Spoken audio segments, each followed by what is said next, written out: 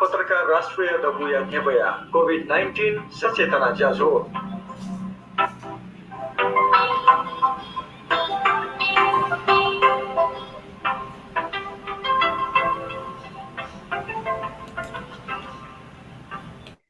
जोजोलोपा नेवा पत्रकार राष्ट्रिय दबुया नेबया कोभिड-19 या सचेतना ज्याझो फेसबुक लाइव सोयजना दिपी सिक्पी सकलसितना दुनुगुना लिसे लस्कुसेनाचना जी नेवा पत्रकार राष्ट्रिय दबुया केन्द्रीय दुज मिना बजराचार्य पाखे प्रत्येक बुधबार व शनिबार ठुगुए इले अथेरैगु शनिलया खुता इले जिस थो कोभिड-19 पाखे गुखुत छि बचे जिउ ख अथे चाहिँ ठो कोभिड-19 या उपचार त छुछु ख थयो या बारे सचेतना बिगु ज्याजो याना ठो कार्यक्रम ह्याका वयाचना गुजुल अले ठोए कोभिड-19 या भाइरस पाखे गुको ठाउँ बचे जुइगु अथे बचे जुइगु उपाय त छुछु ख गन गुको ठाउँ उपचार या व्यवस्था जुयाचंगुदु झिपी रोग मके के त छुखे ध्यान बिमा रोग कलरासा छुयागो आदि इत्यादि खया त कया सचेतना बोलंगेगो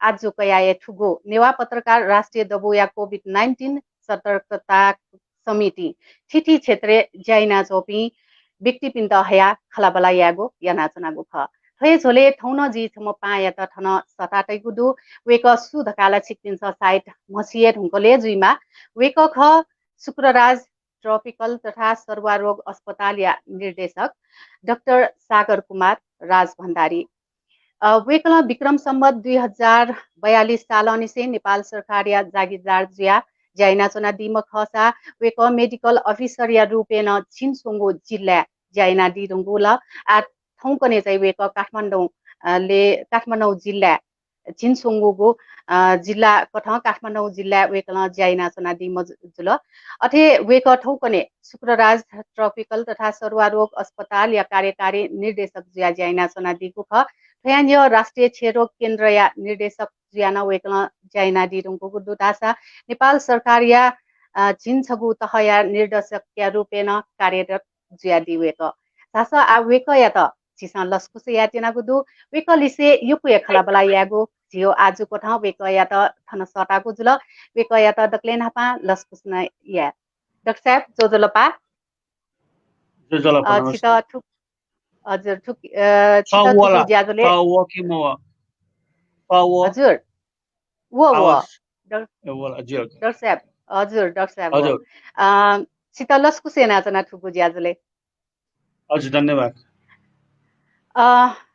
डाक्टर साहब यो परिचयले छिचै युक्रेन पाखे एमबीबीएस याना दि ढुंगु मजुल याना झामजुल अथे जापान पाखे डीटी सी जुल अथे टीओ पाखे एमडीजीपी न याना दि गुजुल मला छियो ठौकनेला शुक्रराज ट्रपिकल तथा सर्वा रोग अस्पताल या निर्देशक जुया ज्याइना दि गुदु ठुगु टेको अस्पताले सर्वा रोग या उपचारला नापानसिए जुयाचंगु जुल रासा थौकने कोभिड-19 या भयावह स्थिति जुयाचंगु अवस्था ठुगु अस्पताले न युकुए थो संक्रमित तेगु उपचारला जुयाचंगु जुल तासा आ थौकने यो थो स्थिति रह्यो मनी वो सोन्टी न्यो छेना वल्सी थो संक्रमित तेगु ल्यान तस्कहे अपोयाचंगु दो थो ल्या या त नियन्त्रण या त अले थो मनी सोन्टियो अवस्था न छिस चाहिँ थो रोग पाखे थो महामारी पाखे पुख्त बचेजुको उपाय या भइ डाक्टर के बारे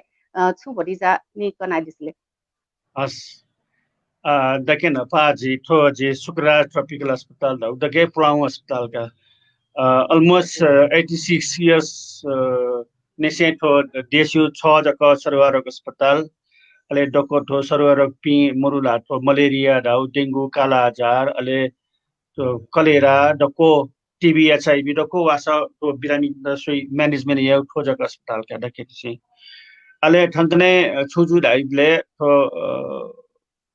दा बच्चा मथा ने बनेवा भा खलाले जे खबा जुला खबा खला से जुला पुरा हजुर छित अपो बच्चा मथा होला बुझ्यो यो जने 86 वर्षदेखि विभिन्न किसिमको सरुवा रोगहरू खास गरेर क्षयरोग त्यसपछि एचआइभी, डेङ्गु, मलेरिया, टिबीदेखि थुप्रै प्रकारका रोगहरूलाई व्यवस्थापन गरेको एउटा मात्र अस्पताल सर्वरोग अस्पताल, जसलाई टेकु पनि भनिन्थ्यो पहिले। आज यो डेङ्गु आज 4-5 वर्ष अगाडि टेकु अस्पताल एउटा डिस्क्रिमिनेट अस्पताल पनि हो। सबैले यो खालि यसमा चाहिँ यो झाडा पखालाको बिरामी हेर्छ, एकदमै सरुवा रोगको बिरामी हेर्छन्, यहाँ जाँदाखेरि अप्ठ्यारो हुन्छ सर्छ भन्ने हिसाबले जुन एउटा डिस्क्रिमिनेट रूपमा चाहिँ अस्पताल हेर्ने गरिएको थियो। अब यो कोभिड-19 जुन पेन्डेमिसिटी भइसकेपछि यो एउटा अवसरको रूपमा हामीले लिएका छौँ। यसलाई यो विगत 7-8 महिनामा टेकु अस्पतालमा थुप्रै परिवर्तनहरू ल्याएका छौँ। म यो अस्पतालमा आएको पनि अब 8 महिनामा ठ्याक्क 8 महिना भएको छ र यो बिचमा मैले यो अवसरमा मैले पेन्डेमिक अवसरमा धेरै अस्पतालको धेरै व्यवस्थापन गर्ने मैले अवसर पाएँ। यसमा अस्पताललाई कोभिड-19 को डेडिकेटेड अस्पताल बनाउन सबैभन्दा पहिले मेन आवश्यकता भनेको पूर्वाधारलाई तयार गर्ने अवसर पाएँ र त्यसमा चाहिँ यो कोभिड-19 को सबैभन्दा ठुलो औषधि भनेको प्राणवायु अथवा अक्सिजन हो। पहिले के गरिएको थियो भने त्यहाँ अस्पतालमा भर्ना हुने बिरामीहरूलाई सिलिन्डरमा भरेर सानो सिलिन्डरमा भरेर चाहिँ दिने गरिएको थियो। तर यो कोभिड-19 भनेको यस्तो प्रकारको रोग हो जसमा निमोनिया हुँदाखेरि फोक्सोले कामै गर्दैन, काम गर्न नसक्ने अवस्थामा सास फेर्न असाध्यै गाह्रो हुँदा उहाँहरूलाई अक्सिजन भनेको एकदमै हाई फ्लो अक्सिजन दिनुपर्छ। 15 देखि 20-30 लिटर पर मिनटको हिसाबले दिनुपर्छ। त्यसरी दिँदाखेरि एउटा सिलिन्डर, सानो सिलिन्डरले चाहिँ ठुलो सिलिन्डरले 1 घन्टा 2 घन्टाभन्दा भ्याउँदैन। त्यसकारण चाहिँ हामीले लिक्विड प्लान्टै राखेका छौँ। एउटा अवसर हो, देशको एउटा मात्र अस्पताल जसमा लिक्विड प्लान्ट राखिएको छ। यो अस्पतालको सबै बेडहरूमा चाहिँ हामीले अक्सिजन गएको छ। र त्यसको साथसाथमा यहाँ अघि पनि सोध्नु भएको थियो, यो अस्पतालका स्टाफहरू सङ्क्रमण एकदम कम भयो। कारण किन त भन्दाखेरि मेन यो चाहिँ हामीले यो जुन आइसियु जुन अस्पतालको आइसियुमा नेगेटिभ प्रेसर रुम राखेका छौँ। नेगेटिभ प्रेसर रुम भनेको बिरामीले त्यहाँ सास फेरिसकेपछि उसको हावालाई मेसिनले तानिसकेपछि एउटा हेपा फिल्टर भन्ने हुन्छ, त्यसको जर्म्सहरूलाई फिल्टर गरेर त्यो हावालाई बाहिर निकाल्छ। यसो गर्दाखेरि बिरामीले सास फेरेको हावाहरू त्यसको अन्य बिरामीहरूमा नजाने, त्यसपछि करिडोरमा नजाने, अन्य रुममा नजाने गर्दाखेरि सङ्क्रमण कम हुन्छ। त्यसले गर्दाखेरि हामीले यसरी मेन्टेन गरेका छौँ। एउटा रुममा 5-6 जना भन्दा बढी बिरामी राख्दैनौँ। र अर्को यो अस्पतालमा सरुवा अस्पतालमा काम गर्ने सबै स्टाफ्सहरू, सफाइ कर्मीदेखि लिएर सबै कन्सल्टेन्ट डक्टर्स नर्सेसहरू सबै त्यो इन्फेक्सन प्रिभेन्सनमा अलिकति ट्रेन भएको हुनाले उहाँहरूले आफूलाई कसरी सुरक्षित रहने, अरूलाई कसरी सुरक्षित राख्ने भनेको चाहिँ त्यसले गर्दा पनि हो। र अर्को यहाँहरूले भन्नुभएको चाहिँ पिपिई पर्सनल प्रोटेक्टिभ इक्विपमेन्ट भन्छ, जुन चाहिँ बिरामीको सम्पर्कमा हुने, प्रत्यक्ष सम्पर्क हुने मानिसहरू र सफाइ कर्मी अथवा अन्य नर्सहरूले पनि आफ्नो कामको प्रकृति हेरेर पिपी अनिवार्य लगाउनै पर्छ।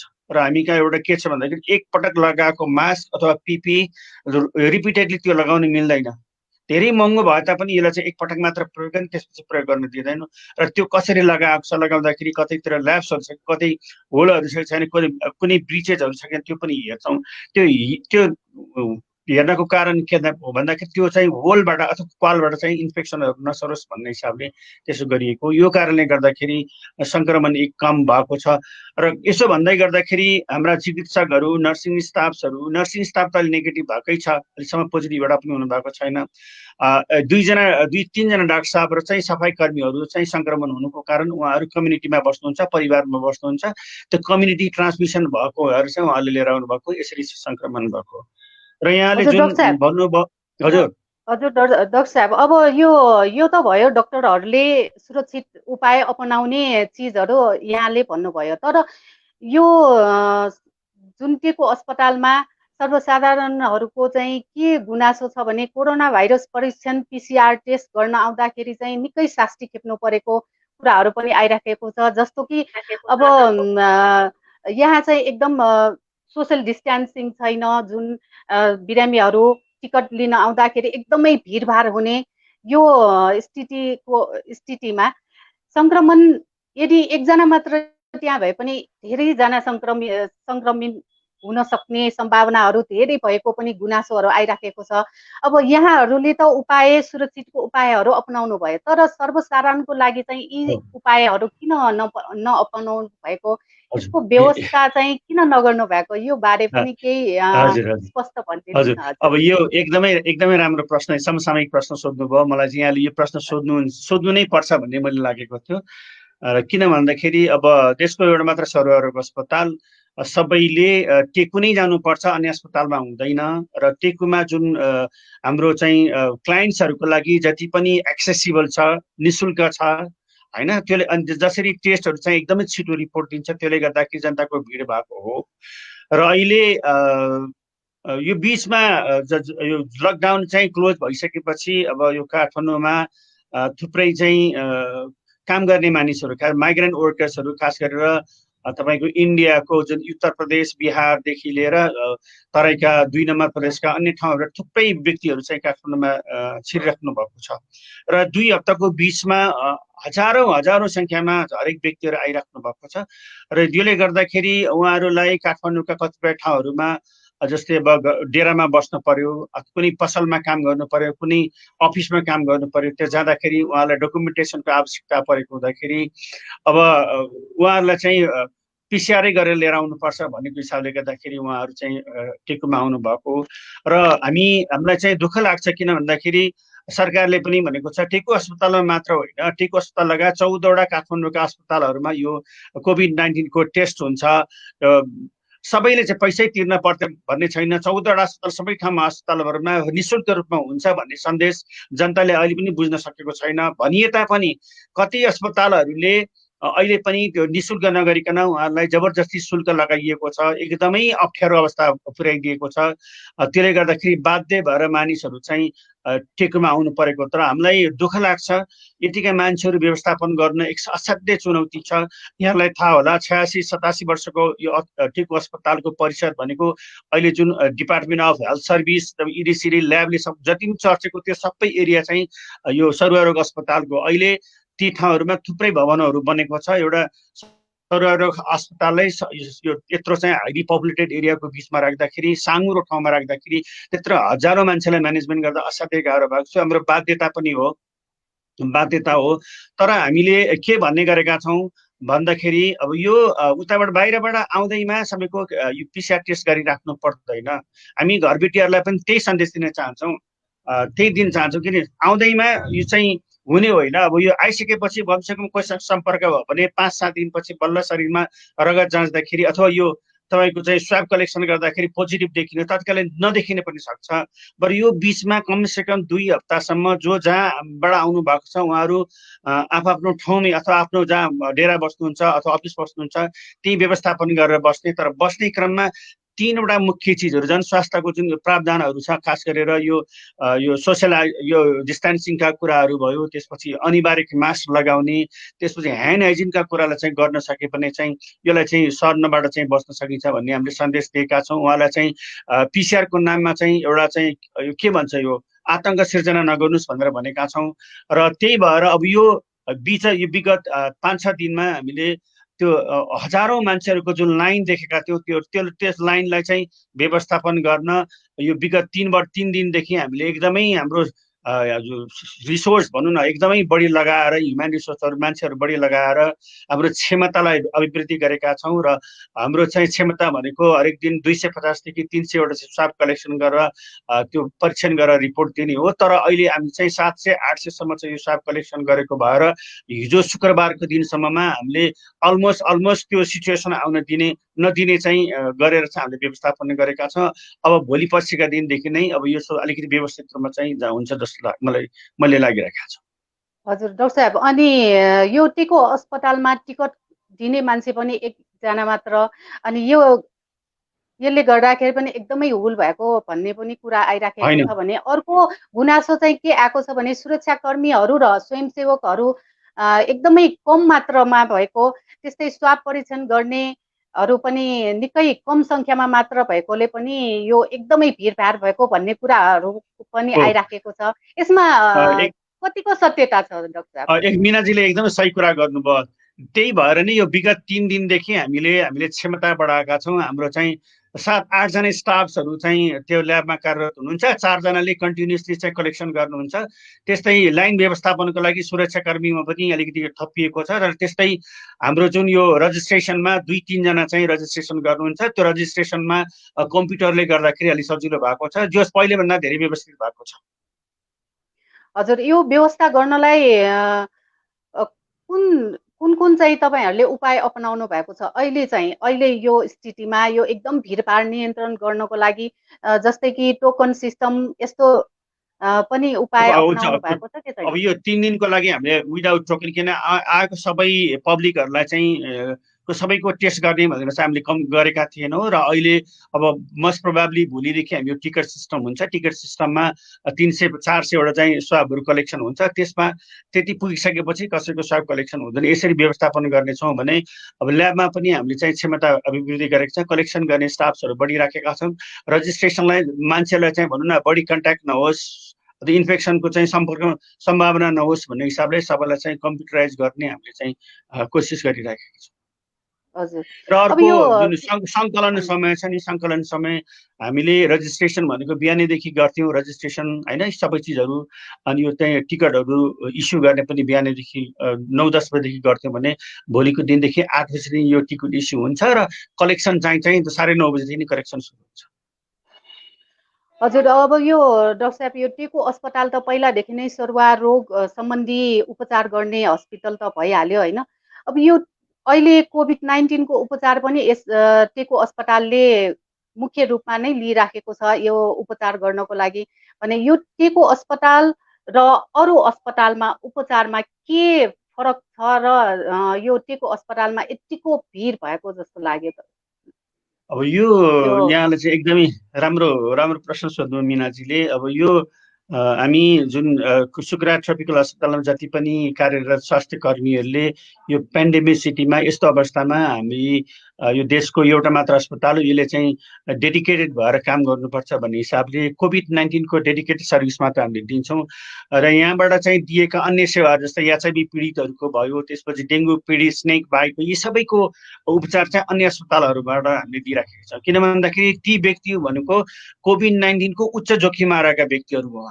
उहाँहरूसँग रोगसँग लड्ने क्षमता एकदमै कमी हुन्छ। उहाँहरूमा सङ्क्रमण भयो भने एकदमै कम्प्लिकेसन हुँदाखेरि उहाँलाई त्यो नहोस् भन्ने हिसाबले अन्य अस्पतालमा सिफ्ट गरेका छौँ।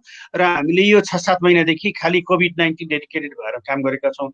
र यहाँ कम्प्रिहेन्सिभ सर्भिसको कुरा गर्दाखेरि हामीले शङ्कास्पद व्यक्तिहरूको चाहिँ स्वाब कलेक्सन गर्छौँ, परीक्षण गर्छौँ र लक्षण भएका व्यक्तिहरूको चाहिँ उहाँहरूको चाहिँ परीक्षण गर्ने, विभिन्न किसिमको टेस्टहरू गर्ने, स्वाब कलेक्सन गर्ने र लक्षण एकदमै कडा लक्षण भएका व्यक्तिहरूलाई यो अस्पतालमा भर्ना गरेका छौँ। खास गरेर कडा लक्षण भन्दाखेरि तपाईँको जसलाई चाहिँ 24 घण्टा अक्सिजन दिनुपर्ने हुन्छ, अन्य औषधिहरू दिनुपर्ने हुन्छ, उहाँहरूलाई चाहिँ भर्ना गर्नको लागि हामीले अस्पतालको हाम्रो आइसियु चाहिँ 20वटा आइसियु डेडिकेटेड 20वटा बेडहरू छ। र अनि अर्को चाहिँ हामीसँग 30वटा आइसोलेसन बेड, 50वटा यी बेडहरूमा हाम्रो यो चाहिँ तपाईँको कोभिड-19 को एकदमै सिभियर र क्रिटिकल अवस्थाका बिरामीहरूलाई मात्र चाहिँ हामीले भर्ना गरेर चाहिँ उपचार गरिरहेका छौँ।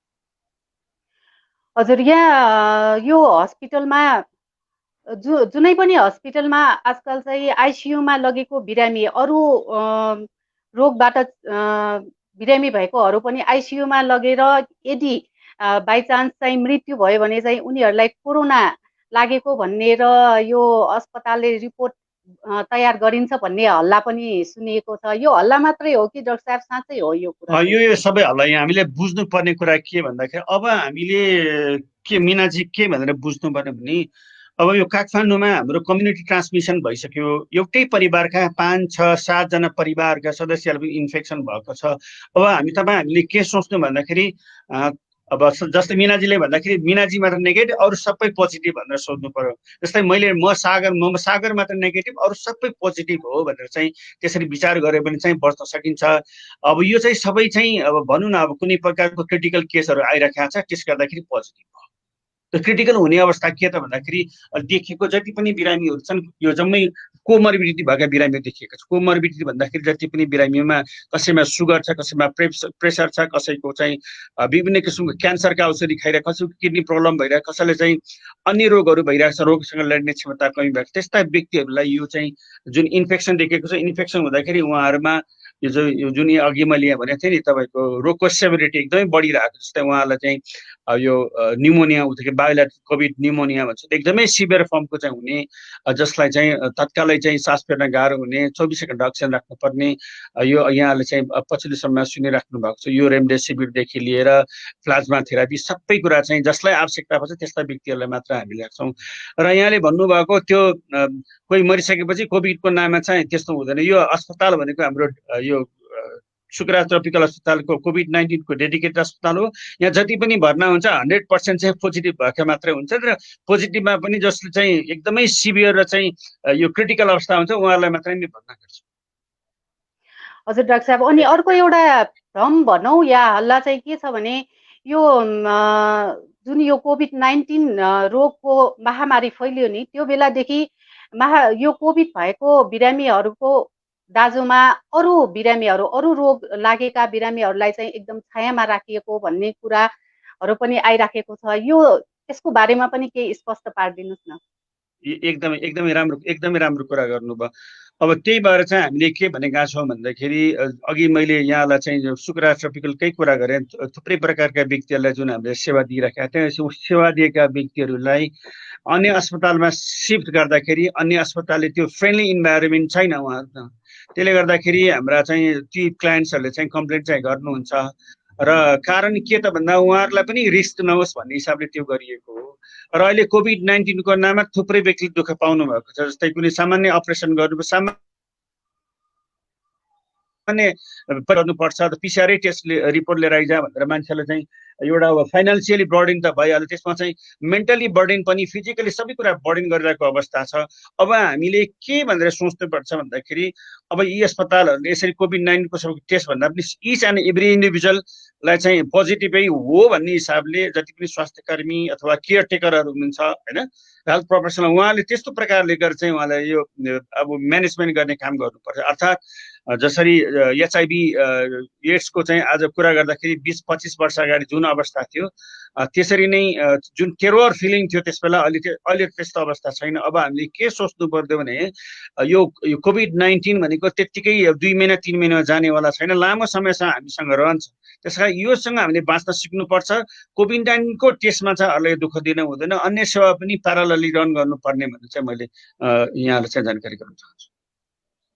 हजुर डाक्टर साहब, अनि यो धेरै अहिलेको स्थितिमा चाहिँ यसको औषधि पाइँदैन, औषधि बने छैन भन्ने एक पक्षमा यो कुरा आइराखेको छ भने अर्को पक्ष चाहिँ भ्याक्सिनहरू बनिसकेको कुराहरू पनि आइराखेको छ। यो भ्याक्सिन साँच्चै बनिसकेको हो कि होइन, यसको अपडेट कस्तो छ होइन।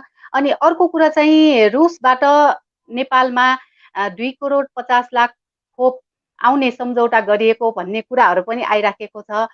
यो कुरामा चाहिँ कतिको सत्यता छ? यो साँच्चै भ्याक्सिनहरू आइराखेको, आउन लागेको हो कि होइन, भ्याक्सिन बनिसकेको छ कि छैन, यसबारे पनि स्पष्ट पारिदिनुहोस् न। सर्वप्रथम यो कोभिड-19 भनेको एकदमै बिल्कुलै नयाँ रोग हो। यो हुन त अब कोभिड यो चाहिँ कोरोना भाइरसले थुप्रैलाई यो इन्फेक्सन गर्छ, खास गरेर हाम्रो पेट्सहरूलाई होइन, पेट्सहरू र पशु पन्छीहरूलाई चाहिँ धेरै लामो समयदेखि चाहिँ इन्फेक्सन गरिराखेको छ। र यो चाहिँ विगत तपाईँको 1 वर्षभित्रको कुरा गरी जब यो जुन चाइनाको वुहानमा चाहिँ यो देखा पर्यो, यसले आफ्नो चाहिँ यो प्रकृति परिवर्तन गरिसकेपछि मानवलाई चाहिँ यसले आक्रमण गर्ने जुन एउटा चरित्र डेभलप भयो त्यसरी सुरु भएको हो।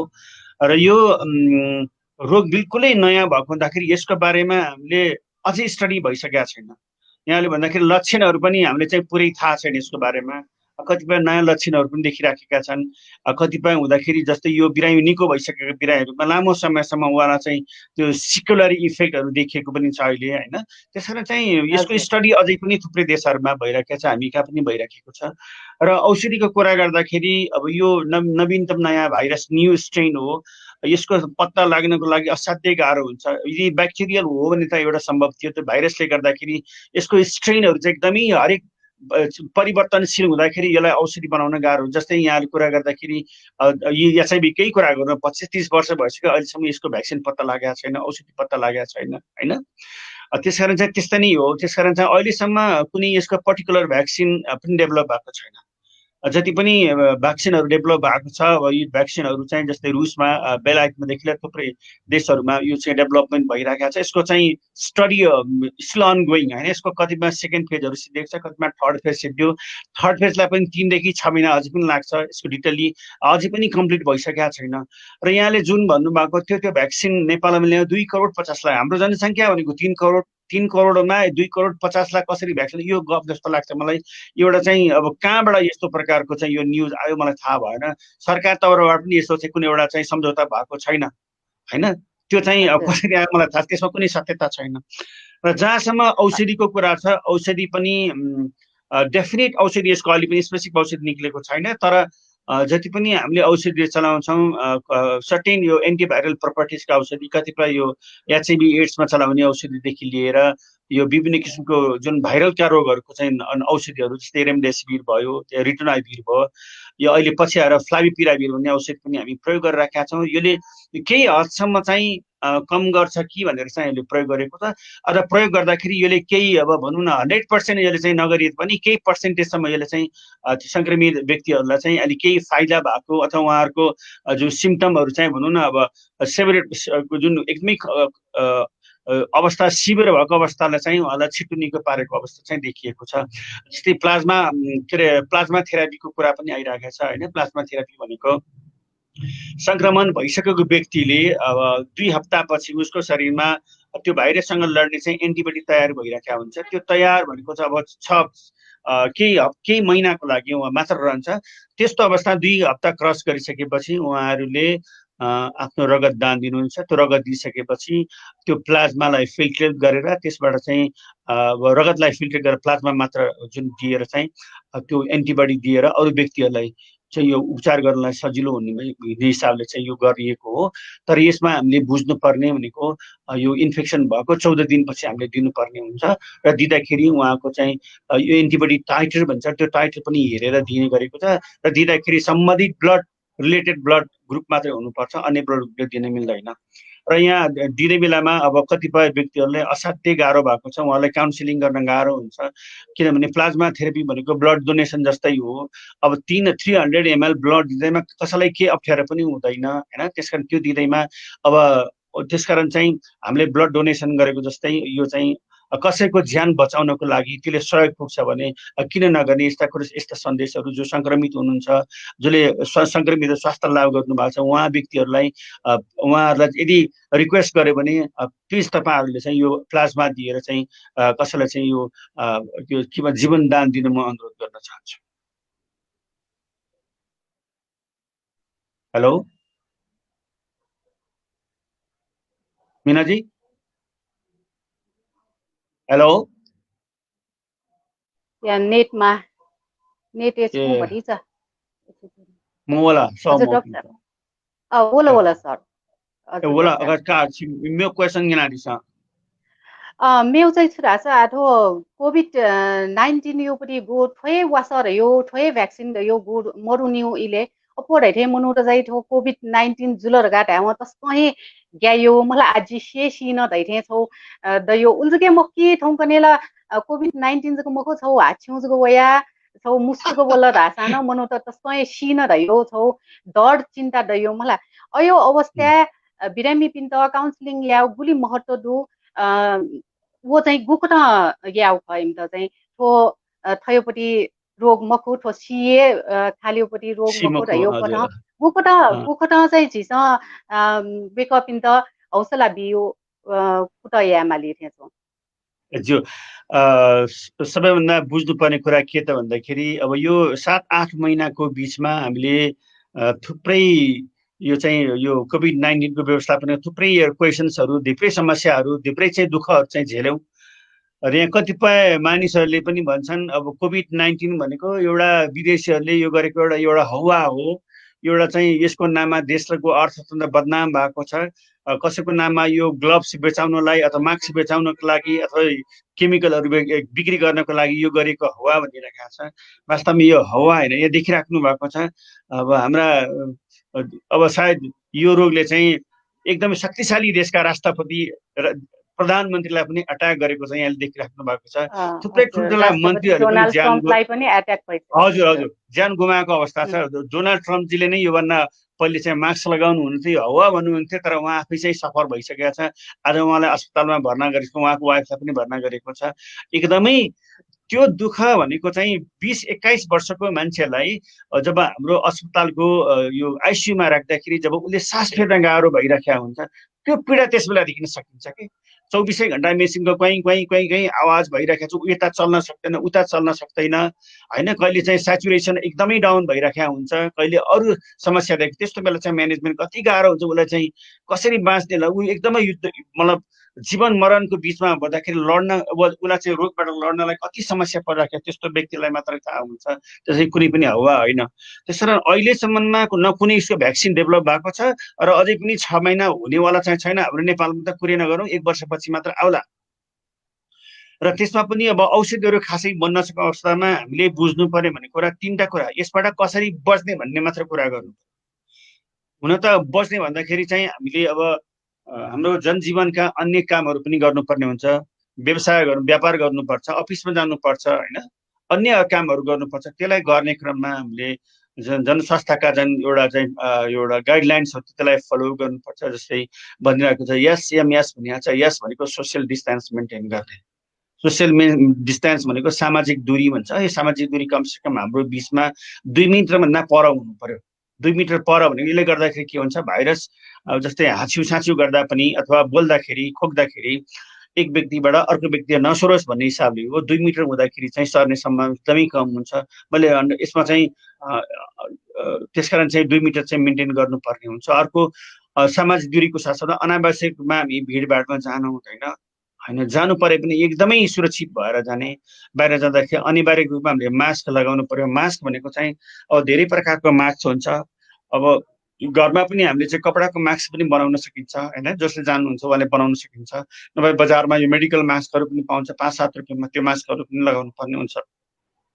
अर्को N95 KN95 भन्छ, यो चाहिँ अब चाहिँ कामको प्रकृति हेरेर चाहिँ त्यो लगाउने हो। सबैले त्यो N95 लाउनु पर्छ भन्ने छैन। N95 जस्तो स्वास्थ्य कर्मीहरू जो चाहिँ स्वास्थ्य कर्मीहरूको जो बिरामीहरूको चाहिँ प्रत्यक्ष सम्पर्कमा छ उहाँहरूले लगाउनुहुन्छ। तर हामीले लगाउने क्रममा मास्कलाई चाहिँ एकदमै सही रूपमा चाहिँ लगाउनु पर्ने हुन्छ। एकपटक प्रयोग गरेका मास्क सकेसम्म हामीले लाउनु हुँदैन। यी मास्क भनेको डिस्पोजेबल हो। एकचोटि प्रयोग गरिसकेपछि राम्रोसँग यसलाई डिस्पोज गरेर फाल्नुपर्छ। हामीले प्रयोग गर्यो, हामीले देख्छौँ बाटोमा हेर्दाखेरि जताततै फालिराखेको देख्छौँ, हाम्रो भान्साको टोकरीमा पनि फालिराखेको, त्यसरी गर्न मिल्दैन। त्यसो गर्दाखेरि के हुन्छ, इन्फेक्सनलाई थोरै जुन भएको चाहिँ हाम्रो फोहोर मैलाहरू छ मिसाइदियो भने चाहिँ अब यो थोरै 1% को फोहोरलाई चाहिँ हामीले सबैसँग मिसाउँदाखेरि 100% नै फोहोर हुने भयो। त्यसैले यसलाई अलग्गै प्लास्टिकमा राखेर अलग्गै राख्नुपर्ने हुन्छ। अलग 5-6 दिनसम्म सूर्यको प्रकाशमा राखियो भने चाहिँ अटोमेटिकली भाइरसहरू किल हुन्छ अनि संक्रमण मुक्त हुन सक्छ। यो गर्नुपर्ने हुन्छ। र अर्को महत्त्वपूर्ण भनेको ह्यान्ड हाइजिन। ह्यान्ड हाइजिन भनेको सकिन्छ भने साबुन पानीले नै हात धुनुपर्छ। साबुन पानीले नै हात धुनुपर्छ। हाम्रो व्यवहार परिवर्तन गर्नै पर्छ। किन भन्दाखेरि अघि नै मैले यहाँ भने 1-2 महिनामा यो कोभिड-19 जाँदैन। अब हामी 5-7 वर्ष 10 वर्ष सँगसँगै जाँदाखेरि हामीले व्यवहार परिवर्तन गरे पनि यसलाई चाहिँ हामीले बस्छ। किन त भन्दाखेरि कोभिड-19 को सर्ने भनेको हातैबाट हो, खुट्टाबाट सर्दैन, हातैबाट सर्ने। त्यसकारण हातमा बराबर जति सक्छ त्यसलाई चाहिँ सुरक्षित सफा बनाउनको लागि साबुन पानीले हात धुनुपर्छ। साबुन पानीले हात जहाँ सम्भव छैन ती ठाउँमा अलिकति यो अल्कोहल बेस सेनिटाइजर होइन, अल्कोहल बेस सेनिटाइजर भने त्यसमा इथाइल अल्कोहल हुनुपर्छ। इथाइल अल्कोहल भनेको चाहिँ अलिकति पर्सेन्टेज राम्रै हुनुपर्छ। कतिपयले इथाइल अल्कोहलमा मिथाइल अल्कोहल मिसाएको हुन्छ। जुन मिथाइल अल्कोहल भनेको चाहिँ पोइजनस सब्सटेन्स हो र गल्ती गर्दाखेरि चाहिँ त्यो कहिलेकाहीँ खानेकुरासँग पर्यो भने त्यो फुड पोइजनिङ पनि हुनसक्छ, मान्छेको मृत्यु पनि हुनसक्छ। यहाँले सुन्नुभयो होला इरानदेखि लिएर थुप्रै ठाउँमा अल्कोहल खाँदाखेरि चाहिँ यसको चाहिँ कोरोना सञ्चो हुन्छ भन्ने हिसाबले थुप्रै मान्छेले चाहिँ यो मिथाइल अल्कोहल सेवन गरेर थुप्रै मान्छेले मृत्युवरण गर्यो। त्यसकारण चाहिँ म यहाँलाई चाहिँ के जानकारी दिन चाहन्छु, कमसेकम आफूले प्रयोग गरेको यो जुन सेनिटाइजर चाहिँ यो क्वालिटीको छ कि छैन भने हेरेर त्यसमा त्यसको कम्पोजिसनमा यसो हेरिदिनु होला। अर्को हामीले बुझ्नुपर्ने भान्साको नजिकै जहाँ हामीले बालिराखेका हुन्छौँ आगोहरू, त्यो आगोको नजिकै चाहिँ यी अल्कोहल बेस सेनिटाइजरहरू प्रयोग नगरिदिनु। किनभने भर्खरै हातमा लगाइरहेका छौँ, यो जस्तै ग्यासमा गयो भन्दाखेरि त्यो हात जल्ने सम्भावना हुन्छ। किन अल्कोहल अलि ज्वलनशील हुन्छ, त्यसबाट हामीले बच्नुपर्ने हुन्छ। र अर्को अब जति पनि यो हामीले मास्क लगाउने गर्दा मास्क पनि सही प्रयोग गर्नु पर्छ। कतिले चाहिँ अब च्यापुमा लगाइराखेका हुन्छ, कतिले चाहिँ मुख मात्र छोपिराखेको हुन्छ होइन। कसैले कानमा झुन्ड्या, कसैले हातमा झुन्ड्याइराखेको हुन्छ, कसैले खोल्टीमा राखेर, त्यसो गर्नु हुँदैन। मास्कलाई चाहिँ मास्कको पनि विभिन्न किसिमको यो लेभल हुन्छ तपाईँको। कतिपय जुन मास्कतिर भएको जुन मेटालिक पार्ट हुन्छ, मेटललाई फोल्ड गर्न मन छ, त्यो फोल्ड गरेर त्यो राखेको कारण के त भन्दाखेरि नाकको डाँडीसँग ठ्याक्क मिलोस्, त्यहाँ कि हावा नछिरोस् भन्ने हिसाबले राखिएको हो। र अर्को लगाउने क्रममा हामीले मास्कलाई चाहिँ मास्कको जुन लोती हुन्छ बाहिर धागो, त्यसलाई मात्र छोएर चाहिँ हामीलाई पनि त्यसरी लगाउनु पर्ने हुन्छ। र यसरी नै बुझ्नुपर्छ। तीनटा कुरा चाहिँ गर्न सकियो भने चाहिँ हामी लामो समयसँग चाहिँ जान सक्छौँ। किन भन्दा हामीलाई थाहा छ अहिले अझ पनि 1-2 वर्ष चाहिँ यो भ्याक्सिन हाम्रो चाहिँ नेपालमा आउने सम्भावना मैले देख्दिनँ, र औषधिको कुरा चाहिँ अहिलेसम्म डेभलप भएकै छैन। तर यसो भन्दै गर्दाखेरि हामी यहाँले अघि भन्नुभयो नि, कोभिड-19 भनेको डेथफुल डिजिज चाहिँ होइन। यो सबैले हुँदैमा मृत्युवरण गर्छ भन्ने छैन। यहाँलाई चाहिँ जति अब 90% मा त कुनै लक्षणै देखिँदैन। यहाँले हल्का ज्वरो आउने, टाउको जिउ दुख्ने जस्तो हुन्छ। 10% मात्र व्यक्ति हुन् जसलाई चाहिँ अस्पतालमा राख्नुपर्ने हुन्छ। अस्पतालमा राख्नुपर्ने अवस्था जसले झाडा बान्ता भइरहेको छ, जसलाई सास फेर्न गाह्रो भइरहेको हुन्छ, त्यस्ता व्यक्तिहरूलाई मात्रै हो। त्यस्ता व्यक्तिहरूलाई जसलाई 24 घण्टा अक्सिजन दिनुपर्छ, त्यस्ता व्यक्तिहरूलाई मात्र राख्छौँ। र तैपनि यसको मोर्टालिटीको कुरा गर्दाखेरि बिलो 1% नै अहिले देखिएको छ।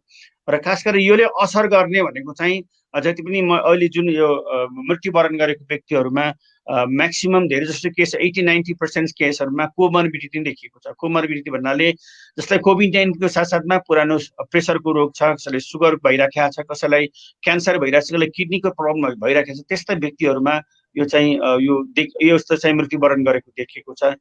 र थोरै केसहरू मात्र चाहिँ अब यङ भन्नु 30 वर्षको मुनिको एकदमै कम प्रतिशतलाई मात्रै मृत्युवरण गरेको अवस्था छ। र त्यसकारण चाहिँ कोभिड-19 हुँदैमा हामीले चाहिँ मृत्युवरण गर्दा यसबाट एउटा चाहिँ हामीले के सोच्नुपर्छ भन्दाखेरि मुख्य कुरा यो डेथफुल डिजिज होइन, तर हामीले विचार गर्नुपर्ने आफ्नो घर परिवारका त्यस्ता व्यक्तिहरू, जस्तै घर परिवारमा हाम्रो बुवा आमा, हजुरआमा, हजुर बुबाहरू अथवा जसले चाहिँ लामो समय औषधि सेवन गरिराख्नु भएको छ, साना नानीहरू, सुत्केरी गर्भवती महिलाहरूलाई अलिक बचाउनु पर्छ। उहाँहरूसँग प्रत्यक्ष सम्पर्क नहुने, यदि भए तापनि कमसेकम हामी एउटा भनौँ न अलिक सुरक्षित भएर बस्ने जनस्वास्थ्यका जुन यो मापदण्डहरू छ, अघि भने जस्तै एसएमएसलाई एकदम फलो गर्ने पनि उहाँलाई बचाउनु पर्ने हुन्छ। र अहिले हिजो सरकारले पनि भनिराखेको छ काठमाडौँ भ्यालीमा 60 वर्षभन्दा उमेरका व्यक्तिहरूलाई हामी सबैले सकेसम्म बाहिर जान नदिउँ। र मेरो अनुरोध 60 वर्ष अनावश्यक रूपमा बाहिर जाँदै नजाउँ। सबभन्दा खराब भनेको चाहिँ हाम्रो के त भने अस्पतालहरू। तपाईँहरूले भन्नुहुन्छ यसको स्रोत चाहिँ थाहा हुँदैन भने अब सबै हामी कुनै न कुनै व्यक्तिहरू कुनै न कुनै औषधि खाइराखेका हुन्छौँ। कतिपयलाई चाहिँ यसको यो कन्सल्टेसन गर्न जानुपर्ने हुन्छ, अस्पतालमा प्रवेश गरिराखेका हुन्छन्, स्वास्थ्य कर्मीसँग सम्पर्क भइरहेका, त्यसले गर्दा पनि सर्ने सम्भावना हुन्छ। त्यसकारण अनावश्यक रूपमा हामी अस्पतालमा पनि जानु हुँदैन। र जहाँसम्म लाग्छ अहिले उहाँहरूको भनेको कुरा यो चाहिँ अब उहाँ फोनद्वारा अथवा विभिन्न किसिमको यो मल्टिमिडियाहरू प्रयोग गरेर पनि आफ्नो चिकित्सकसँग कन्सल्टेसन गरेर चाहिँ सेवा लिन सकिन्छ। र यस्तो गर्यो भने चाहिँ सायद बच्न सकिन्छ। हजुर डाक्टर साहब, यहाँ कमेन्टमा केही क्वेसनहरू पनि आइराखेको छ। यसमा चाहिँ के भनेको छ भने 18-20 लाखदेखि 25 लाखसम्म पनि यो कोभिड-19 को उपचारमा खर्च लिने गरिएको पाइएको भन्ने पनि कुरा छ। यतिका यो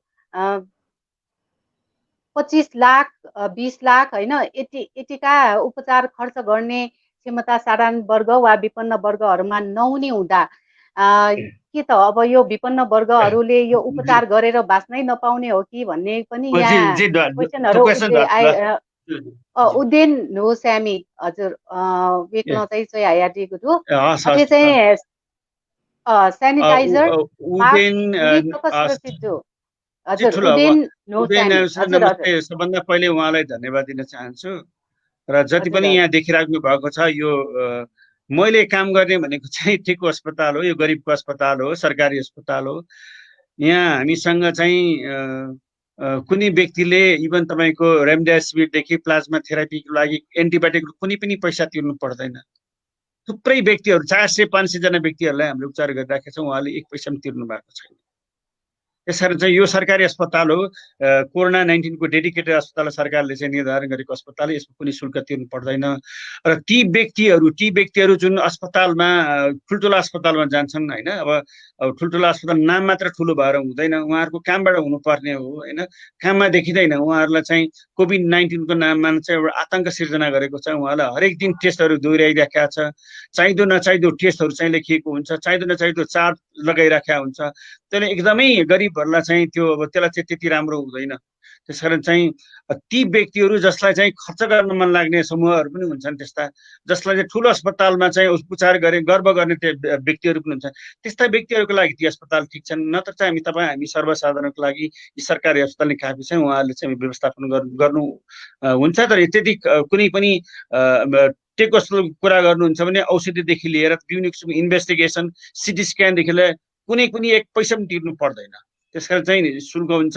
र यहाँले जुन भन्नुभयो सेनिटाइजरको कुरा गर्दाखेरि यहाँ अब कोभिड-19 को खासै उपचार पनि छैन अहिलेसम्म, औषधि पनि डेभलप भएको छैन, भ्याक्सिन भएको छैन। त्यसकारण 3वटा चिज एसएमएस मुख्य कुरा यसलाई ध्यान दिनुपर्छ। सेनिटाइजरको कुरा गर्दाखेरि यहाँले भन्नुभयो सबभन्दा बेस्ट सेनिटाइजर भन्दा साबुन पानीले मिची राम्रोसँग 20 सेकेन्डभन्दा बढी मिची साबुन पानीले हात धुने हो। त्यो सम्भव नभएको बेलामा हामीले सेनिटाइजरले पनि प्रयोग गर्ने हो। सेनिटाइजर पनि आफूले कस्तो प्रकारको सेनिटाइजर प्रयोग गरेको छ त्यसमा हेर्नु पर्यो होइन, त्यसमा क्वालिटीको छ कि छैन, अथवा एक्सपायर भएको हो कि, अथवा त्यसमा के मिसिएको छ, यो कुराहरू हेर्न पर्यो। त्यो इथाइल अल्कोहल कमसेकम तपाईँको 70% भन्दा बढी इथाइल अल्कोहल हुनै पर्छ त्यसमा, अदरवाइज यसले काम गर्दैन होइन। त्यसकारण चाहिँ त्यो एकदमै सुरक्षित हुनु पर्यो। त्यसलाई लगाउने तरिकाहरू पनि हुन्छ, कमसेकम लगाएर पुरै हातलाई भिजाउने, अलिकति थोरै मात्र लगाएर हुँदैन। त्यसकारण हातभरि लगाउने गरी कमसेकम 5 ml जति लिएर मजाले औँला पुरै चाहिँ औँलाका कापहरू सबै चाहिँ यो 20 सेकेन्डसम्म मिची सारैतिर लगायो भने यसले काम गर्न सक्छ। हजुर, अब यहाँले त भन्नुभयो होइन, यो सरकारी अस्पतालले चाहिँ त्यतिको फी लिने गरिएको छैन, निशुल्क पनि गरिएको छ भनिएको पनि छ। तर एउटा गुनासो के पनि आइराखेको छ भने त्यो अस्पतालमा भनौँ या सरकारी अस्पतालहरूले सीमित बिरामीहरूको मात्र भर्ना लिने गरिएको छ भने अरू बिरामीहरू राख्न सकिँदैन, अरू नै अस्पतालमा जाऊ भनेर पनि पठाइएको भन्ने पनि पाइएको छ।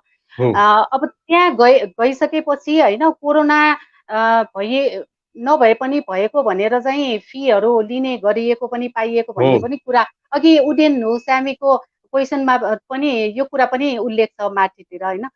यसको बारेमा पनि केही स्पष्ट पारिदिनुहोस् न, यो चाहिँ किन भएको? अब यो त्यही त एकदमै यस्तो बेलामा हामी सबै को कर्मचारी, को नागरिक, को पत्रकार होइन, हरेकले चाहिँ एकदमै जनाएको हुनुपर्छ यस्तो चिजमा। कसैले कोभिड-19 को नाममा आतंक सिर्जना गर्नु पनि हुँदैन, आतंक सिर्जना गरेर कमाउने एउटा पेसा पनि लिन हुँदैन। यसलाई हामीले चाहिँ आवाज उठाउनुपर्छ। जसरी म आज बोलिराखेको छु, जसरी मिनाजी बोल्नु भएको छ, हामी सबै लाग्नुपर्ने हुन्छ। अब यो यस्तो अवस्थामा दुःखको बेलामा हामी सबै मिलेर चाहिँ देशलाई चाहिँ एउटा सहयोग गर्ने अवस्थामा यसरी चाहिँ एउटा रोग व्याधि देखाएर, त्रास देखाएर एउटा कमाउने भाँडो बनाएको एउटा चाहिँ पाप लाग्छ उहाँहरूलाई, त्यो गर्न हुँदैन। त्यसकारण चाहिँ यो चाहिँ गर्न पनि हुन्न भन्ने मैले एउटा यहाँलाई चाहिँ जानकारी दिन चाहन्छु र हाम्रो एउटा दायित्व पनि हो। र जहाँसम्म यो यहाँले चाहिँ थुप्रै बिरामीलाई राख्न सकिँदैन हो। अब मेरो चाहिँ योभन्दा 8-9 महिना अगाडि यो चाहिँ डेडिकेटेड हुनुभन्दा अगाडि सुकुरा ट्रपिकलमा 120 बेड थियो। तर अहिले कोभिड-19 को बिरामीलाई विशेष प्रकारले व्यवस्थापन गर्ने हुँदाखेरि त्यसको संख्या चाहिँ एकदमै आधा घटाइएको छ। अब अन्य बिरामीलाई अन्य अस्पतालमा पठाइएको छ। मैले यहाँलाई भने मेरो अस्पतालमा खालि कोभिड-19 को एकदम सिभियर केसहरू मात्र, सिभियर चाहिँ क्रिटिकल केसहरू मात्र राख्छौँ, अनि माइल्ड केसहरूलाई हामी भर्ना गर्दैनौँ, मोडरेट केसहरू पनि भर्ना गर्दैनौँ। त्यो गर्नको लागि स्वास्थ्य मन्त्रालयले काठमाडौँका थुप्रै अस्पतालहरूलाई चाहिँ डेडिकेट गरेको छ। ती अस्पतालहरूमा चाहिँ भर्ना गर्न मिल्छ। जस्तै यो काठमाडौँ मेडिकल कलेज भयो, मनमोहन मेडिकल कलेज, त्यसपछि यता नेसनल मेडिकल कलेज भयो तपाईँको, त्यसपछि यता के अरे यो टियुको चाहिँ आयुर्वेदिक कलेज, यी थुप्रै कलेजहरूमा चाहिँ यो व्यवस्थापन गरेको छ। उहाँहरूलाई चाहिँ त्यो गर्नुपर्ने हुन्छ। र अब सरकारले डेडिकेटेड गरेको मुख्य गरेर यो 3टा सरकारी अस्पतालहरू जस्तै टेकको अस्पताल, पाटन र चाहिँ यो एपिएफको अस्पतालहरूमा त्यो अहिले हामीले यहाँलाई भन्नुपर्दाखेरि मोडरेट सिभियर र चाहिँ क्रिटिकल अवस्था मात्र नै राख्छ। हजुर, अर्को एउटा कमेन्ट पनि यहाँ आइरहेको छ। हजुर डाक्टर साहब, हजुर सुनिता साक्यजीको चाहिँ यहाँ कमेन्ट एउटा आइराखेको छ। उहाँले भन्नुभएको छ एउटा मास्कलाई कतिचोटि नर्मल्ली रिपिट गरेर लगाउन मिल्छ कि मिल्दैन होइन। यहाँ डाक्टर साहबले त भर्खर भन्नुभयो कि एकचोटि मास्क प्रयोग गरिसकेपछि त्यसलाई चाहिँ फाल्नुपर्छ भन्नुभएको छ। तर यो मास्कलाई चाहिँ घाममा सुकाएर फेरि लगाउन मिल्छ कि मिल्दैन भन्ने क्वेसन एकदम हस् हस् राखेको छ। यसको हस् एन्सर हजुर। सुनेताजीले एकदमै राम्रो प्रश्न सोध्नुभयो उहाँहरूले। यो सबभन्दा पहिले मास्क धेरै प्रकारको हुन्छ। मेडिकल मास्कहरू, सर्जिकल मास्क भन्छ, जुन डिस्पोजेबल भनिन्छ। डिस्पोजेबल भनेको एकचोटि प्रयोग गरेर त्यसलाई डिस्पोज गर्ने। So better not to use repeatedly होइन, कि because there is a high chance of getting infections होइन। यो त्यसले गर्दाखेरि हुनसक्छ। र अर्को फेरि यो मास्कहरूमा हाम्रो जो थुकहरूले गर्दाखेरि भिज्दाखेरि त्यो पेनिट्रेसन हुन्छ, जो भनौँ न ब्याक्टेरिया अथवा अघि जस्तै त्यो त्यसमा कुनै पानी पर्यो भने अथवा धुँदाखेरि त्यसको क्वालिटी नष्ट हुन्छ। क्वालिटीले नष्ट भइसकेपछि त्यसको चाहिँ छेक्ने जुन एउटा क्षमता हुन्छ त्यो ह्रास हुँदाखेरि त्यो नलगा सरको हुन्छ। त्यस कारण चाहिँ सकेसम्म त्यस्ता चिजहरूलाई धुनु हुँदैन। बेस्ट भनेको हामीले कपडाको 3 लेयरको मास्क हामीले प्रयोग गर्न सक्छ, जुन चाहिँ हामीले घरमा पनि बनाउन सकिन्छ होइन। त्यो 3 लेयरको हरेक दिन प्रयोग गर्ने, त्यसपछि त्यसलाई धोएर घाममा सुकाउन सकिन्छ, त आइरन लगाउन त्यसो गरेर चाहिँ गर्न सकिन्छ। र जति पनि यहाँ अघि मैले भने मेडिकल मास्क चाहिँ धुन मिल्दैन, र त्यस्तै KN95 धुन पनि मिल्दैन। तर के गर्न सकिन्छ, अलिकति क्वालिटीको अलिक महँगो खाली मास्कहरूलाई हामीले सुरक्षित राखेर अहिले विभिन्न किसिमको प्रविधिहरू पनि, जस्तै यो के अरे यो इन्फ्रारेडको जुन एउटा सेनिटेसन बक्स हुन्छ, त्यो बक्सभित्र राखेर पनि त्यसलाई हामीले सेनिटेसन गर्न सकिन्छ। र अर्को चाहिँ त्यसलाई केही घन्टासम्म भनौँ न, अब एकदमै चर्को घाममा राख्यो भने त्यसबाट भाइरसहरू निष्क्रिय हुन्छ, त्यसलाई प्रयोग गर्न सकिन्छ। यसको मतलब चाहिँ एकचोटि गरेको मास्कलाई 3 दिनपछि प्रयोग गर्न सकिन्छ। त्यसरी चाहिँ अलि फलो गरेर त्यसलाई मेन्टेन गर्यो भने 3 दिनपछि प्रयोग गर्न सकिन्छ। तर त्यसलाई धेरै लामो चाहिँ गर्नु हुँदैन, र ती मास्कलाई पानीले भिजाउनु पनि हुँदैन, आइरन लगाउनु पनि हुँदैन। हजुर डाक्टर साहब, अब अर्को कुरा चाहिँ के भने यो प्रत्येक 1 दशकको अन्तरालमा महामारी फैलिने गरिएको छ। जस्तै कि कहिले सार्स भयो होइन, कहिले इबोला, कहिले स्वाइन फ्लू, कहिले बर्ड फ्लू भनेर जुन यो महामारीहरू फैलिने गरिएको छ भने यसका भाइरसहरू कसरी जन्मिन्छ र यो महामारी कसरी उत्पत्ति हुन्छ भनौँ कि फैलिने चाहिँ गरिराखेको छ, यो के भएर यो महामारी हुने गरिरहेको छ? यो भन्दाखेरि अब म फेरि हामीले सोच्नु पर्नेको, प्रकृतिले आफ्नो नियम आफै बनाउँदो रहेछ क्या। जति पनि यहाँ देखिराख्नु भएको छ, अहिले बाढ पहिरो किन भयो त भन्दाखेरि हामी मानिसले चाहिँ प्रकृतिलाई अलि धेरै चाहिँ गर्यौँ, शोषण गर्यौँ होइन। जताततै बाटो खोलेका छौँ, जताततै तपाईँको खोलालाई बन्द गरेर चाहिँ जग्गा चाहिँ हडपिच घर बनाइराखेका छौँ। जुन पानीको खोलाको अथवा यो नदीको धाराहरू बदलेका छौँ। त्यसले गर्दाखेरि प्रकृतिले चाहिँ धेरै अप्ठ्यारो परेपछि प्रकृतिले चाहिँ पनि एउटा उग्र रूप धारण गर्छ भने जस्तै अहिले हरेक वर्ष जुन रोगहरू चाहिँ निक्लिराखेको छ, यो पनि एउटा चाहिँ भन्नु त यसो एक्ज्याक्टली चाहिँ अहिले पनि कतिपयले चाहिँ शङ्का गरेको छ यो म्यान मेड भाइरस हो कि अथवा नेचुरल हो भन्ने कुराहरू। तर भाइरस भनिसकेपछि भाइरसको चाहिँ यो स्ट्रेन जुन हुन्छ इच एन्ड एभ्री टाइम यो चेन्ज भइरहेको छ। जसरी हामीलाई यहाँ थाहा छ यो अब इन्फ्लुएन्जा भाइरसकै कुरा गर्दाखेरि हरेक वर्ष 2-3 वर्षमा यसले स्ट्रेन चेन्ज गर्छ। त्यसलाई गर्दाखेरि यो इन्फ्लुएन्जालाई कन्ट्रोल गर्न सकिन्न भने जस्तै यो भाइरस पनि त्यस्तै प्रकारको हो, हरेक रूपहरू धारण गर्छ। र यसले गर्दाखेरि अब यो यस्तो प्रकारको पेन्डेमिसिटी भन्छ। अब नेपालमा मात्रै भएको बेला इन्डेमिक भनिन्थ्यो, तर एकैचोटि हामी जस्तै थुप्रै देशमा एउटै प्रकारको अवस्था सिर्जना भएको हुँदाखेरि यसलाई पेन्डेमिसिटी भनिएको होइन। यो पेन्डेमिसिटी हुँदाखेरि एकदमै गाह्रो हुन्छ किन भन्दाखेरि अब एउटै मात्र देशमा भएको भए त्यसलाई चाहिँ अरू देशहरूले सहयोग गरेर चाहिँ त्यसले व्यवस्थापन गर्न सकिन्थ्यो। तर एकैचोटि सबै देशहरूमा हुँदाखेरि एकदमै गाह्रो छ। यसले गर्दाखेरि यहाँलाई भने जस्तै देखिराख्नु भएको छ। अब यो आजभन्दा 2 महिना अगाडि चाहिँ इन्डिया 5औं स्थानमा थियो है, यहाँ थाहा छ 5औं स्थानमा थियो होइन त विश्वको। आज सेकेन्ड स्टेजमा यो 1 महिनादेखि सेकेन्ड यो के अरे ठाउँमा आइसकेको छ। अब होपफुल्ली 6 महिनापछि वर्ल्डको पपुलेसन नम्बर 1 हुन्छ। किन भन्दाखेरि वर्ल्डको पपुलेसन हाई पपुलेसन भनेको इन्डियामा नै हो। इन्डियाको चाहिँ अब यो सेनारियो हामी सबैलाई थाहा छ। त्यसकारण चाहिँ अलि विचार गर्नुपर्ने, हामी इन्डियासँग एकदमै नजिक भएको हुँदाखेरि हामी एकदमै नेपाली एकदमै रिस्कमा छौँ किन भन्दाखेरि देखिसक्नुभयो हाम्रो बोर्डर भनेको 1800 किलोमिटर बोर्डरलाई चाहिँ कन्ट्रोल गर्न सकिँदैन कुनै पनि व्यक्ति इन्डिया जान सक्छ इन्डियाबाट नेपाल आउन सक्छ र यो काठमाडौँ भने जनजोखिम हो अहिले यहाँले देखिराख्नु भएको छ हामीले सुन्ने गरेका थियौँ यो अब जस्तै माइग्रेन्ट वर्कर्सहरू इन्डियाबाट जुन हाम्रो नेपालीहरू ल्याउने भनेको 1 खरब रे होइन जब यो यिनीहरू इन्डियन यो जुन तिनीहरू चाहिँ काठमाडौँमा देख्दाखेरि यहाँ देख्नुहुन्छ यहाँ हजारौँ लाखौँ ती व्यक्तिहरू रहेछन् उनीहरूले इन्कम गरे भने उनीहरूले लैजाने भनेको चाहिँ 7 खर्ब एक अर्ब हामीले चाहिँ इन्डियाबाट ल्याउँछौँ भने उनीहरूले 7 अर्ब यहाँबाट लाँदो रहेछ यति धेरै छ कि त्यसकारण हामी यो काठमाडौँ लगायत नेपाल एकदम उच्च जोखिममा छ त्यसकारण चाहिँ हामीले अब यसलाई कसरी बच्ने भन्ने कुरा नै ध्यान दिनुपर्ने हुन्छ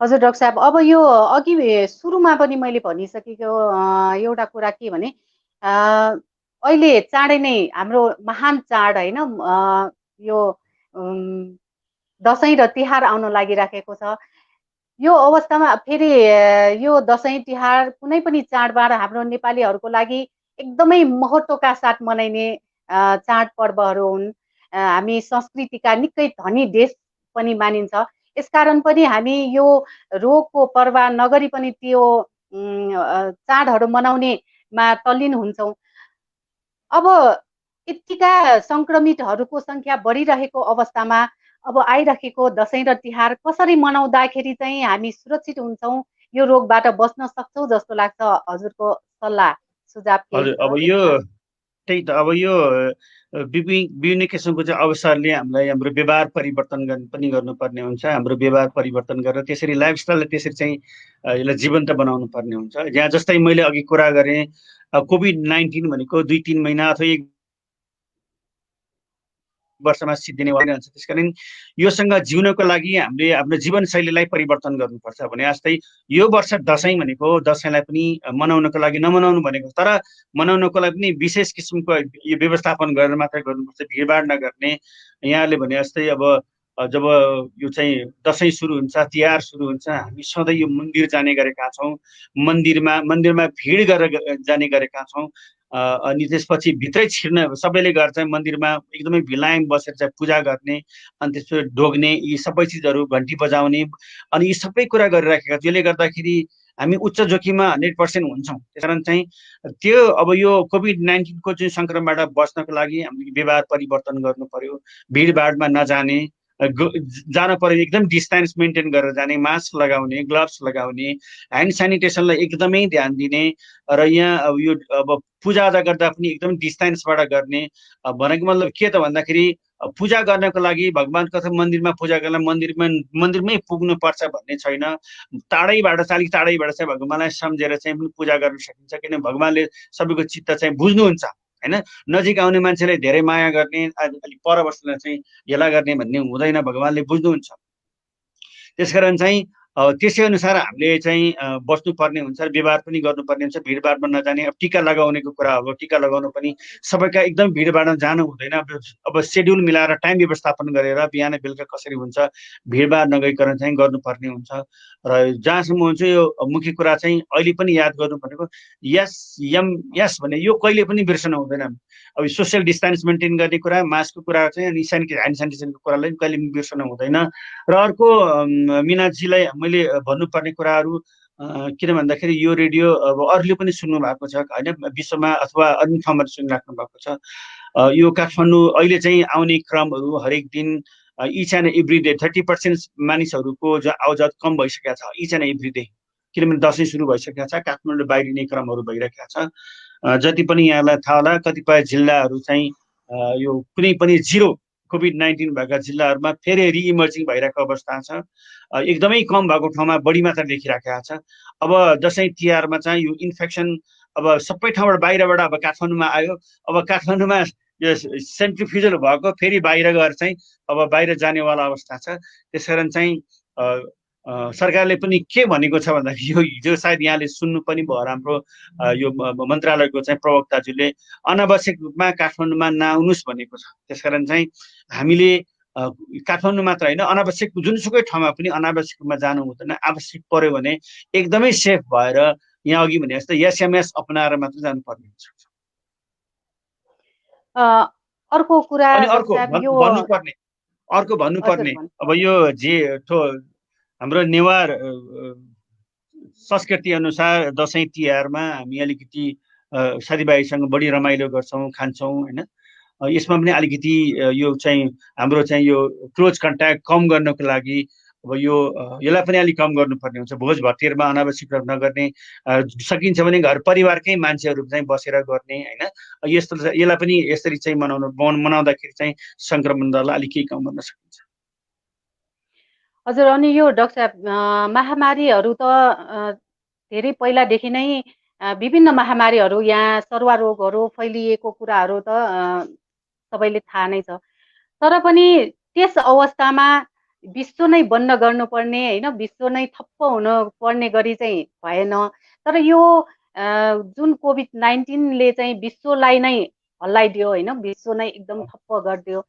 यसको मुख्य कारण चाहिँ के होला? यो अरू सरुवा रोग पहिलाको महामारी र यसमा के फरक थियो र यसरी ठप्प भयो? एकदमै राम्रो चाहिँ प्रश्न सोध्नुभयो मिना। फरक के छ भन्दाखेरि अब जस्तै सार्स मर्सदेखि लिएर तपाईँको थुप्रै रोगहरू चाहिँ जुन एउटा सर्ने प्रकृति र यसमा चाहिँ फरक के छ भन्दाखेरि यो कोभिड-19 कोरोना भाइरस भनेको यस्तो प्रकारको भाइरस अति यो चाहिँ के भन्छ एकदमै साह्रै दुःख दिने के भन्छ यसलाई जीर्ण प्रकारको त्यस्तो प्रकारको भाइरस एक व्यक्तिबाट अर्को एकदमै सजिलोसँग सर्ने छ। सायद यस्तो प्रकारको भाइरस अथवा रोगहरू देखिएको छैन। सायद यो नै पहिलो पटक चाहिँ हामीले यसरी आइडेन्टिफाई गरेका छौँ। यसको सर्ने दरले गर्दाखेरि यसको त्यही सर्ने लक्षणले गर्दाखेरि हामीले यो के त यो भाइरस मानव निर्मित नै भएर यस्तो भएको हो कि वा प्रकृतिले जुन पहिला प्रकृति अनुसार महामारी फैलिने त यतिको ठप्प भएको थिएन? साँच्चैको यो हल्ला जस्तै मानव निर्मित भाइरसै हो कि यही भएर पनि यसरी ठप्पै गरिदिएको हो कि? यसमा कतिको सत्यता छ यो बारेमा? मैले त अब एज अ पेसागतको हिसाबले गर्दाखेरि यो म्यानमेड कुनै पनि हालतमा हुँदैन, म्यानमेड होइन यो होइन। अब हल्ला हुन्छन्, अब दुनियाँ हल्लाको पछाडि हामी दौडनु हुँदैन। यो भाइरस हो, नवीनतम नयाँ भाइरस हो, यसको 100% स्टडी अझै पनि भएको छैन होइन। यहाँ मिनाजुलमा फेरि भन्न चाहन्छु, कति एकपल्ट निको भएको व्यक्तिमा फेरि रिइमर्जिङ पनि भइराखेको छ। त्यसकारण चाहिँ यसको 100% स्टडी कम्प्लिट अझै भएको छैन, स्टिल अनगोइङ होइन। र यसको बारेमा हामीले बुझ्नुपर्छ। र यो फरक जुन भने नि अब तपाईँको 7-8 महिनाको बिचमा चाइनाको वुहानबाट चाहिँ विश्वभरि फैलिँदैछ। यहाँलाई थाहा होला, हामी फागुन सुरुमै हामीले जनवरीमै डिसेम्बरको लास्ट विकमा हामीले एकजना क्लाइन्ट्सलाई हामीले वुहानबाट फर्केको विद्यार्थीमा फेला पारेको थियो। त्यसपछि सेकेन्ड केस फेला पर्न चाहिँ झन् 2 महिना लाग्यो। र त्यसबेला हामीले गर्व गर्थ्यौँ, हामी नेपालीले कहाँ हुन्छ अब नेपालमा हुँदै हुन्न, हामी चाहिँ नेपालीले खाने चिज यस्तो बलियो छ, हाम्रो रोग सल्ने क्षमता यस्तो छ, हामी कहाँ आउँदैन भनेको थियो होइन। त्यसको लगत्तै केही महिनाभित्र हामीले चाहिँ देखिहाल्यौँ नि होइन। विदेशबाट सबभन्दा पहिले हामीले ल्यायौँ होइन। अब त सबभन्दा अब यो अहिलेको ग्लोबलाइजेसनको जमानामा काठमाडौँ के चन्द्रमा के सबैको नै नजिकै हो। त्यसकारण चाहिँ अब जुनसुकै व्यक्ति पनि विश्वको जुनसुकै गोलार्धमा बसे पनि एकै दिनमा ट्राभल गर्न सक्छ, जहाँ पनि जान सक्छ। त्यस कारण क्लोज कन्ट्याक्ट हुँदाखेरि यसरी सङ्क्रमण चाहिँ अब वुहानबाट नहुँदै तपाईँको हाम्रो नेपालको सायद कुनै पनि जिल्ला छैन होला, कुनै पनि वडा छैन होला होइन, सबै ठाउँमा पुगेको छ। फरक यही हो, एकदम सर्ने प्रक्रिया अति तीव्र भएको हुनाले चाहिँ हामीले विचार गर्नुपर्ने हुन्छ। जस्तै यहाँ तपाईँले अघि भन्नुभयो नि किन भोलिन्टियरहरू खटाउनु भएन। अब त्यो नसर्ने भए त भोलिन्टियर चाहिँ खटाउनु हुन्थ्यो। एकदमै भोलिन्टियर खटाउनु पनि गाह्रो छ, सबै मान्दैन नि त होइन। जस्तै मानौँ न पत्रकार साथीहरू, कति मन्त्रालयका साथीहरू हाम्रो कमसेकम टेको आएर चाहिँ यसो मोनिटरिङ गरिदिनु, सहयोग गर्नु भन्दाखेरि आउनु पनि डराउनुहुन्छ कि किन भन्दाखेरि सर्ने भन्ने डरले गर्दाखेरि नै यो व्यवस्थापन गर्न असाध्यै गाह्रो हुन्छ। र भन्नुपर्दाखेरि अहिलेसम्म जति पनि रोगहरू छ, जति पनि भाइरसहरू छ, ती सबैभन्दा एकदमै पृथक रूपमा यसले चाहिँ आफ्नो यो चाहिँ के भन्छ प्रकृति परिवर्तन गरेको भएर चाहिँ यसमा हामीले एकदमै विचार गर्नुपर्छ। हजुर डाक्टर साहब, अब हाम्रो यो 1 घन्टाको समय पनि करिब सकिन लागेको छ। यहाँले केही भन्न छुटाउनु भएको जस्तो लागेको भए केही छोटो कुरा चाहिँ राखिदिनुहोस् न। हस् मिनाजी, सबभन्दा पहिले मलाई यो यहाँले जुन अवसर दिनुभयो त्यसको लागि म एकदमै धन्यवाद दिन चाहन्छु। यहाँले जुन तल चाहिँ उसमा लेख्नु भएको छ, डाक्टर रोशन कुमार लेख्नु, म सागर लेखिदिनु होला प्लिज है। यहाँ करेक्सन गरिदिनु होला। अनि यो जुन सुकुरा ट्रपिकल अस्पतालमा हामीले यहाँहरूको निःशुल्क चाहिँ यो पिसिआर टेस्ट गर्छौँ र शङ्कास्पद व्यक्तिहरू लक्षण भएका व्यक्तिहरूको परीक्षण पनि गर्छौँ। यहाँलाई चाहिँ भन्नुपर्दाखेरि अब सुकुरा अस्पतालमा सबैको टेस्ट गर्नुभन्दा पनि अब हामीले चाहिँ लक्षण भएका व्यक्तिहरू जसलाई कोभिड-19को विभिन्न किसिमको लक्षण भन्दाखेरि खास गरी खोकी लागेको मात्र होइन, अब नवीनतम नयाँ सिम्टमहरू पनि देखिएको छ। कसैलाई झाडा पखाला हुने, कसैलाई ज्वरो आउने, कसैलाई जिउ दुख्ने, एकदमै थकाइ महसुस, अनएक्सप्लेन टायर्डनेस भन्छ, त्यस्तो प्रकारको भयो भने, जिउ दुख्यो भने अथवा कुनै वस्तुको चाहिँ सुँघ्ने क्षमतामा ह्रास भयो, खाएको कुनै चिजको चाहिँ यो स्वाद थाहा पाएन भने त्यस्तो व्यक्तिले पनि हामीले एकदमै जिउ नै दुख्यो भने अथवा टाउको दुख्यो भने त्यस्तो व्यक्तिले लक्षणहरू हुनसक्छ कोभिड-19को लक्षण। त्यस्ता व्यक्तिहरू चाहिँ यो हाम्रो सुकुरा ट्रपिकल अस्पतालमा आएर चाहिँ आउनुहोस्, यहाँहरूको निःशुल्क स्वास्थ्य परीक्षण पनि गर्न सकिन्छ। र मेरो चाहिँ बाध्यता के भन्दाखेरि यहाँलाई अनुरोध, अनावश्यक रूपमा कोही पनि सुकुरा ट्रपिकल जस्तो अन्य अस्पतालमा अनावश्यकमा भिजिट नगर्नुहोस्, आवश्यक परेको बेला मात्र चाहिँ आउनुहोस्। आउँदा पनि एकदमै जनस्वास्थ्यको चाहिँ यो विधिहरूलाई चाहिँ अपनाएर मात्र आउनु होला। र अर्को यो यहाँहरूलाई चाहिँ यो काठमाडौँ उपत्यका लगायत जति पनि व्यक्तिहरू बाहिरबाट आउनुहुन्छ उहाँहरूलाई सबैलाई चाहिँ मैले चाहिँ यो सुकुरा ट्रपिकलमा नै आउनुहोस् भन्दैन, किनभने सरकारले चाहिँ यो टेस्ट गर्नको लागि, परीक्षण गर्नको लागि काठमाडौँका 14वटा अस्पताललाई चाहिँ डेडिकेटेड गरेको छ। यहाँहरूले चाहिँ अन्य अस्पताल जस्तै वीर अस्पताल, पाटन अस्पताल, एपिएफ, त्यसपछि प्रहरी अस्पताल, त्यसपछि मिलिट्री हस्पिटल, त्यसपछि भक्तपुर अस्पतालदेखि लिएर थुप्रै अस्पतालहरूलाई पनि गरेको हुनाले चाहिँ उहाँ ती अस्पतालहरू पनि जान सक्नुहुन्छ। यहाँले देखिराख्नुभयो सबै व्यक्तिहरू चाहिँ सुकुराज अस्पतालको चाहिँ एक्सेस बढी भएको भएर चाहिँ सबै आउनु भएको छ। यो एकदमै अनावश्यक रूपमा भिडभाड नगरिदिन म अनुरोध गर्दछु। र कोभिडको नाममा कसैलाई हामीले आतङ्क सिर्जना पनि नगरौँ, पिसिआरको नाममा आतङ्क सिर्जना नगरौँ होइन। पिसिआरै टेस्ट भनेको ठुलो चिज होइन। आज तपाईँको टेस्ट भएको छ, नेगेटिभ आएको छ, तर भोलि तपाईँले यो अघि भनेको एसएमएसलाई फलो गर्नु भएन भने भोलि फेरि तपाईँ you may be infected again होइन। यस्तो चाहिँ हुनसक्छ। फेरि अर्को बुझ्नुपर्ने, कसैको स्वाब टेस्ट गर्दैमा 100% चाहिँ कोभिड नै हुँदैन, 50 to 60% मात्रै हो होइन।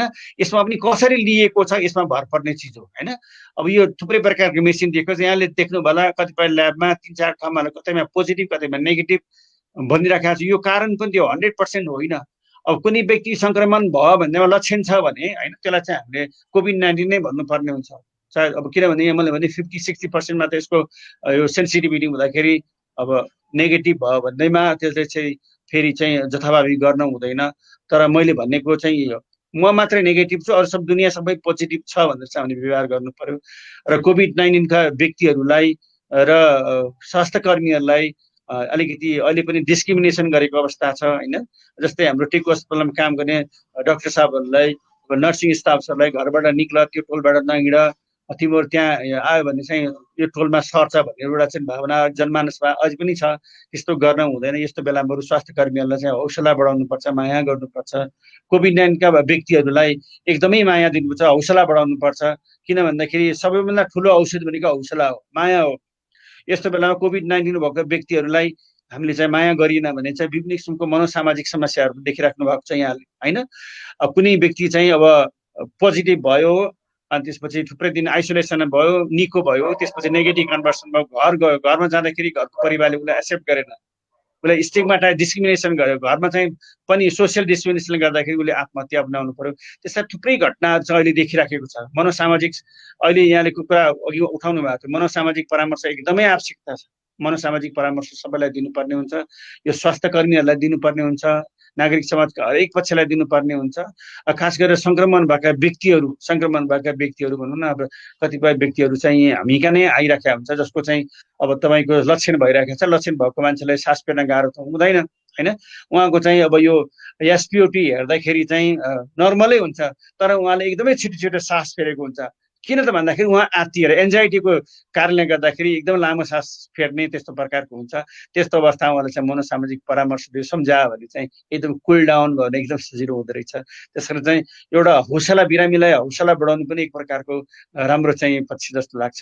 त्यस कारण सबैले चाहिँ यो कोभिड-19मा के स्वास्थ्य कर्मी, के पत्रकार, के नागरिक समाज, हरेकले चाहिँ हरेक क्षेत्र, हरेक वर्गले चाहिँ आफ्नो क्षेत्रबाट चाहिँ योगदान गर्यो भने यसलाई चाहिँ भनौँ न एउटा बाटोमा हामीले ल्याउन सक्छौँ र यो सँगसँगै हिँड्न हामीले सिक्नु पनि पर्ने हुन्छ। यति भन्दै यहाँहरू सबैलाई चाहिँ मलाई जुन यो अवसर दिनुभयो यसको लागि धन्यवाद। हजुर डाक्टर साहब, यहाँले अमूल्य समय दिएर चाहिँ यति राम्रो जानकारीमूलक सन्देशहरू उपायहरू बताइदिनु भयो। यसको लागि यहाँलाई नेवा पत्रकार राष्ट्रिय दबुको तर्फबाट धेरै धेरै नै धन्यवाद छ। हस्, तपाईँलाई पनि धन्यवाद। हस्, धन्यवाद। नमस्कार।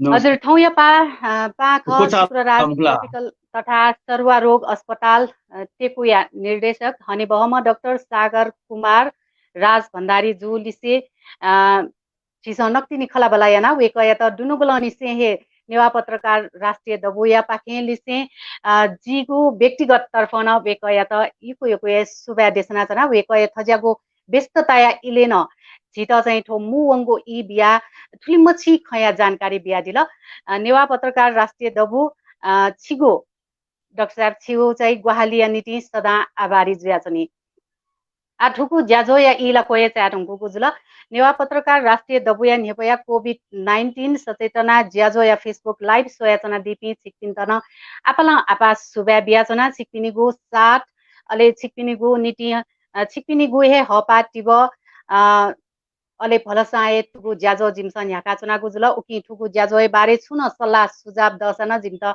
छया दितन छिकपिन्त दुनु गलनिसे इनापियाना चुना ठो ज्याजो प्रत्येक बुधबार शनिबार शनिलया खुटा इले वया चंगुडु ठोसुए गुण छिकपिन्छ टोफिका दी मते आछि थन बायावनेगु इ टेरंगु नेवा पत्रकार राष्ट्रिय दबु कोभिड-19 सतर्कता कमिटी संयोजक प्रजित साके अथे गुहालिमी पासपी तेज नारायण महर्जन रचना श्रेष्ठ अनुप्रदान हसना लवजु लिसे नेवा पत्रकार राष्ट्रिय दबु या नाय सुरजवीर वज्राचार्य त प्राविधिक रूपमा ग्वालियना दिगुली विशेष रूपमा सुया दिसे जी नेवा पत्रकार राष्ट्रिय दबु या केन्द्रीय दुज लिसे थौ या ज्याजो न्याका मिना वज्राचार्य न ठुगु ज्याजो पाखे वनिगु उज बियादिस सुबा।